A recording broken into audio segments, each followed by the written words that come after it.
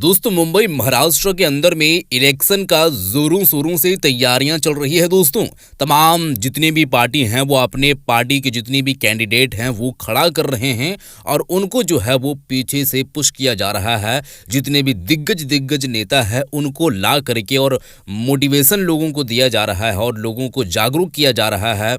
ऐसे लोगों को ये बात बताई जा रही है कि आखिर में वोट करनी है तो किसको करनी है। इस वीडियो में हम आप लोगों को बताने वाले हैं दोस्तों। वीडियो में आप लोगों को दिखाने वाले हैं अकबरुद्दीन ओवैसी का दोस्तों। जैसे कि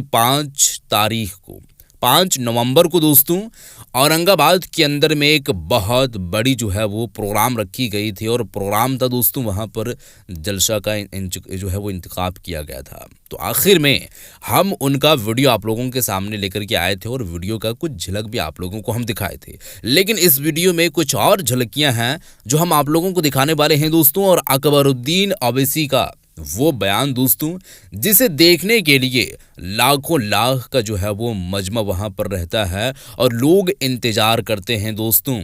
जैसे कि आप लोगों को ये बात मालूम है दोस्तों कि औरंगाबाद से पूर्वी से दोस्तों इम्तियाज जलील साहब को एमएलए के लिए खड़ा किया गया है, कैंडिडेट बनाया गया है दोस्तों।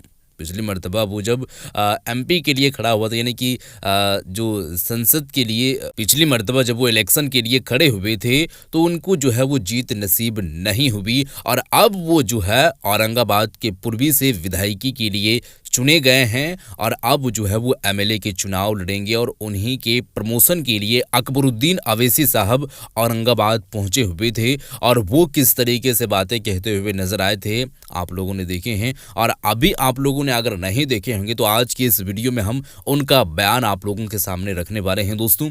आप उस चीज़ को अच्छे तरीके से जान पाएंगे। उससे पहले दोस्तों आप चैनल पर नए हैं तो सब्सक्राइब ज़रूर कर लीजिएगा, बेल बटन को भी ऑन कर लीजिएगा ताकि हर वीडियो आप लोगों तक जल्द से जल्द पहुंच जाए दोस्तों। वीडियो को लाइक भी कर दीजिएगा। अब सबसे पहले हम उनका बयान सुनाने वाले हैं दोस्तों, उसके बाद आगे की जो भी बातें करनी रहेगी हम आप लोगों के सामने करेंगे। लेकिन आप सबसे पहले ये वीडियो को देखें दोस्तों अकबरुद्दीन ओवैसी साहब का, जब वहां पर जाकर के स्पीचेस दिए और क्या कुछ कहते हुए नजर आए। आप ये वीडियो पर नजर डालें। आज इंतखाबात का वक्त है।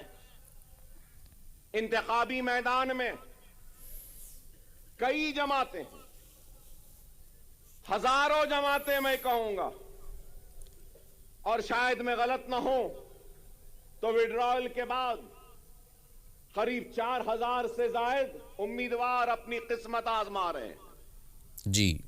4000 से जायद बेशुमार जमातें। 10 साल पहले बीजेपी थी, शिवसेना थी और राष्ट्रवादी कांग्रेस थी, कहीं पर समाजवादी पार्टी भी थी। लेकिन आज कांग्रेस है,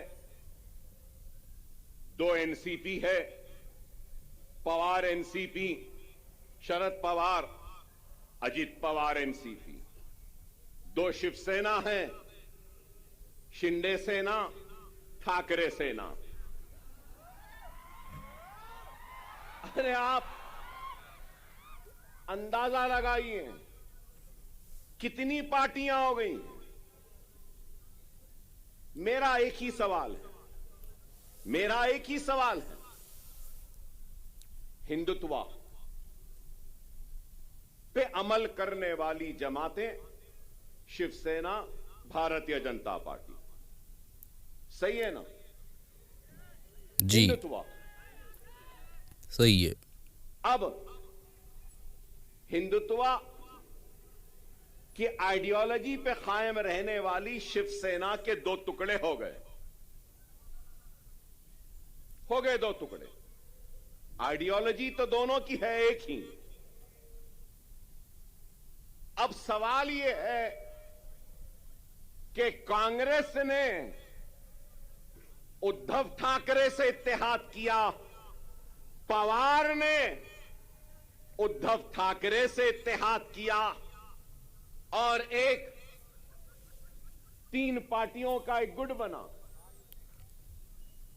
तो मैं ये पूछना चाहता हूं उद्धव ठाकरे जी, क्या आप हिंदुत्व का सबक राहुल और प्रियंका गांधी को पढ़ाने में कामयाब हो गए या नहीं हुए? मेरा सवाल है, राहुल व प्रियंका, क्या आप कांग्रेस के सेक्युलरिज्म का सबक पढ़ाने में उद्धव ठाकरे को कामयाब हुए या नहीं हुए?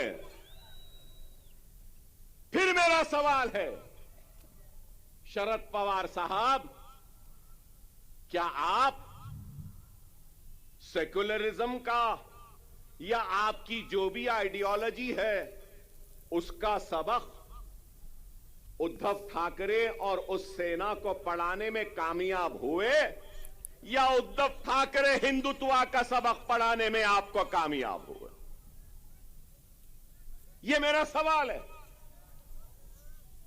चलो ये इनका हो गया, तो अब दूसरी तरफ अब हम देखते हैं कि अजीत पवार, तो मैं पूछना चाहता हूं कि अजीत पवार शिंदे के सबक को पढ़ लिए, समझ लिए, या शिंदे ने पवार को नया सबक पढ़ाया, नया सिखाया, या फिर बीजेपी ने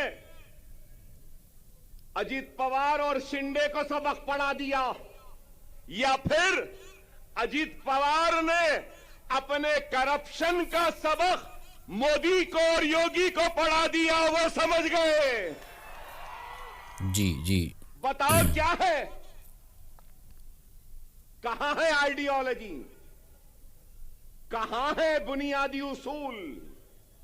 अरे इनके पास कोई बुनियादी उसूल नहीं, कोई आइडियोलॉजी नहीं। अगर कुछ चाहिए तो इनको इख्तिदार चाहिए, इनको गद्दी चाहिए, इनको तख्त चाहिए। लेकिन हम क्या समझते हैं? जो लोग ये समझ रहे हैं कि मजलिस इत्तेहादुल मुस्लिमीन वो इम्तियाज जलील औरंगाबाद से नाकाम हो गए और वो कामयाब हो गए, तो उन अहमकों को, उन नादानों को, उन नासमझों को ये कहना चाहता हूं, मजलिस इत्तेहादुल मुस्लिमीन वो है जो दिलों को फतेह करती है। सही है। हकीकी फाते वो नहीं जो जीते और जमीन को फतेह कर ले। हकीकी फाते वो होता है जो दिलों को जीतता है और दिलों को फतेह करता है। जी, हमारा काम दिलों को जीतना है, दिलों को फतेह करना है। हमारा काम इख्तिदार के कुर्सियों पर बैठकर मजे लूटना नहीं है। हम सच्चे दिल से, सदके दिल से अवाम की तर्जुमानी करते हैं, उनके मसाइल को उठाते हैं, चाहे ऐवान पार्लियामेंट हो या ऐवान असेंबली हो। मजलिस इत्तेहादुल मुस्लिमीन मसाइल को उठा रही है।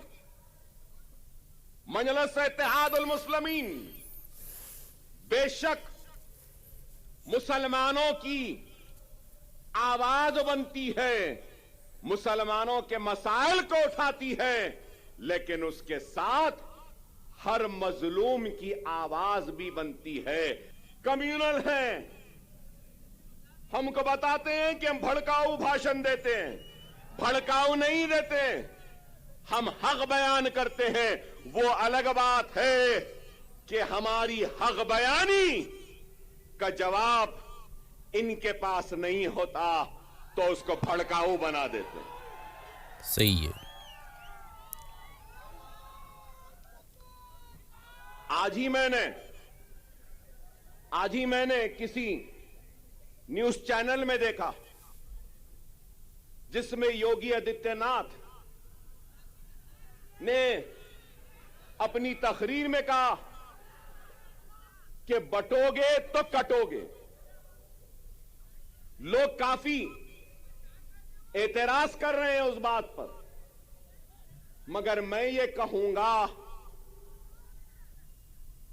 बीफ के नाम पर, मॉब लिंचिंग के नाम पर, घर वापसी के नाम पर, सर पे टोपी पहनने के नाम पर, दाढ़ी पालने के नाम पर जो तुम काट रहे हो, क्या ये तुम्हारी नफरत हिंदुस्तान के सबसे बड़ी अक़लियत से, क्या ये मुल्क को कमजोर नहीं कर रही है? इसका जवाब दो मुझे। अगर हिंदू और मुसलमान को तुम लड़ाओगे, हिंदू और मुसलमानों को नफरत कराओगे, तो क्या यह मुल्क को कमजोर करने के बराबर नहीं है? और अगर मैं कह रहा हूं, मैं अकबर ओवैसी मुसलमान, ला इलाहा इल्लल्लाह मोहम्मद रसूलुल्लाह कलमा पढ़ने वाला मुसलमान इस मुल्क का किराएदार नहीं है।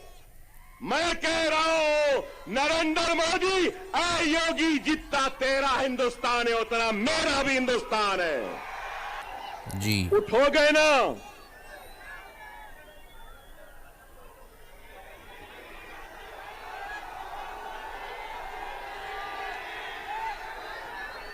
$9:45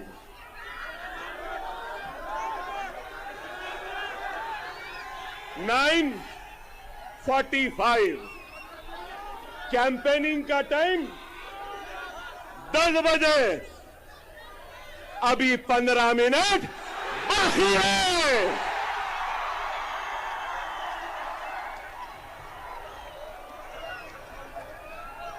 अरे भाई 15 मिनट बाकी है, सब्र करिए। ना वो मेरा पीछा छोड़ती है, ना मैं उसका पीछा छोड़ सकता। चल रही है, मगर क्या गूंज है। तो जी हाँ दोस्तों, इनका बयान आप लोग सुन चुके हैं। वैसे तो ये काफ़ी लंबी चौड़ी बयान दिए हैं दोस्तों, लेकिन उनकी जो है वो कुछ झलकियाँ आप लोगों के सामने हम रख रहे हैं, जिससे आप लोग भी बोरिंग ना हो और आप लोगों तक ये बात बिल्कुल अच्छी तरीके से पहुंच जाए। अब देख दोस्तों, औरंगाबाद में इनका जो है वो जाने का मकसद सिर्फ और सिर्फ यही है कि पूर्वी से जो विधायकी के लिए चुनाव लड़ रहे हैं इम्तियाज़ जलील साहब, वो जीत हासिल करें। उसके बाद जब वो जीत हासिल कर लेंगे तो महाराष्ट्र के अंदर में विधानसभा में वो जाएंगे, मजलूमों के हक में, बेकसूर जितने हैं, गरीब हैं, यतीम हैं, जिनके हक को उनके जो है वो पूरी तरीके से छीना जा रहा है, घर को तोड़ा जा रहा है, और भी कई सारी चीज़ें हैं, उनके लिए आवाज़ उठाएं और उनके लिए काम करें दोस्तों। क्योंकि अभी महाराष्ट्र के अंदर में हालात बहुत ज़्यादा जो है वो ख़राब होती हुई दिख रही है, तो उसको जो है वो बचाने के लिए इम्तियाज़ जलील साहब वहाँ पर खड़े हो रहे हैं। जैसे कि अकबरुद्दीन अवैसी साहब का ये बयान आप लोग सुन चुके हैं दोस्तों, और ये बयान में सीधे सीधे तौर पर इनका यही कहना है, चाहे पार्टी जितने भी आए, चाहे वो उद्धव ठाकरे की पार्टी हो, शिंदे सरकार की पार्टी हो, या फिर कांग्रेस हो, बीजेपी हो, समाजवादी पार्टी हो, जो भी हो वगैरह वगैरह, हम मजलिस इत्तेहादुल मुस्लिमीन यानी कि ऑल इंडिया मजलिस इत्तेहादुल मुस्लिमीन जो पार्टी है, इनके लिए जितने भी लोग काम कर रहे हैं, ये पार्टी में जितने भी लोग हैं, जितने भी विधायकी के जो है वो चुनाव लड़ रहे हैं, जितने भी लोग अभी एमएलए हैं, उन सब सारे लोगों को जो है वो दिलों को देखा जाता है, और काफ़ी सारे लोग ऐसे हैं जिनको अच्छे तरीके से जो है वो ट्रीट नहीं किया जाता है। अदर पार्टी के लोग हमारे पार्टी के लोग जाते हैं और उनसे अच्छे बर्ताव करते हैं, अच्छे सलूक के साथ पेश आते हैं, काम करते हैं, मुसलमानों का हक जो है वो दिलवाते हैं, मुसलमानों के लिए आवाज़ उठाते हैं बेशक, लेकिन इसके साथ साथ में जितने भी लोग मजलूम हैं, बेकसूर हैं, यतीम हैं, गरीब हैं, उन सब सारे लोगों के लिए आवाज़ भी उठाया जाता है दोस्तों। और उसके लिए आप मजलिस को वोट दें, अपना वोट कीमती समझ करके, और अपने लिए, अपने समाज के लिए, अपने फैमिली के लिए वोट करें, और आने वाले पीढ़ी के लिए दोस्तों। क्योंकि अगर आप अभी इन सब सारी चीज़ों पर गौर नहीं करेंगे तो आगे आने वाले वक्त और भी जो है वो कठिनाइयों के साथ में पेश आना पड़ेगा, और भी कठिनाइयों के साथ वो टाइम आएगा दोस्तों। बहरहाल ये वीडियो को शेयर कर दें। मिलते हैं एक और नई वीडियो के साथ, तब तक के लिए खुदा हाफिज़।